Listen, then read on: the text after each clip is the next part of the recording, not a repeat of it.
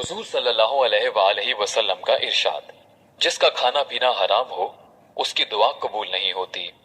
नबी अकरम सल्लल्लाहु अलैहि वआलैहि वसल्लम का इरशाद है कि अल्लाह ताला शानहू खुद पाक है और पाक माल ही कबूल फरमाते हैं।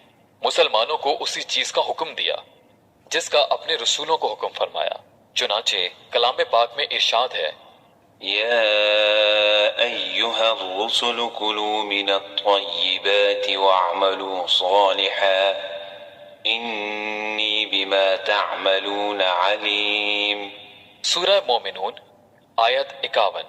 ए रसूलो, पाक चीजों को खाओ और नेक अमल करो, मैं तुम्हारे आमाल से बाखबर हूं। दूसरी जगह इरशाद है, या अय्युहल्लज़ीन आमनू कुलू मिन तय्यिबाति मा रज़क़नाकुम। सूरह बकरा आयत 172।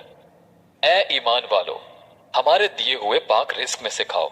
उसके बाद हुजूर सल्लल्लाहु अलैहि वआलैहि वसल्लम ने एक शख्स का जिक्र फरमाया कि लंबे लंबे सफर करता और मुसाफिर की दुआ कबूल होती है, और उसके साथ ही बिखरे हुए बालों वाला, गुबार आलूद कपड़ों वाला, यानी परेशान हाल, दोनों हाथ आसमान की तरफ फैलाकर कहता है, ऐ अल्लाह, ऐ अल्लाह, ऐ अल्लाह।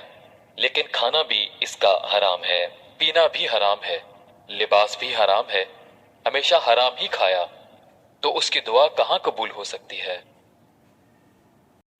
फायदा, लोगों को हमेशा सोच रहता है कि मुसलमानों की दुआएं कबूल नहीं होती, लेकिन हालात का अंदाजा इस हदीस शरीफ से किया जा सकता है।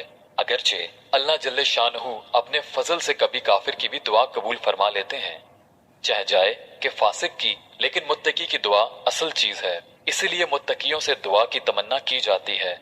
जो लोग चाहते हैं कि हमारी दुआएं कबूल हों, उनको बहुत जरूरी है कि हराम माल से एतराज करें।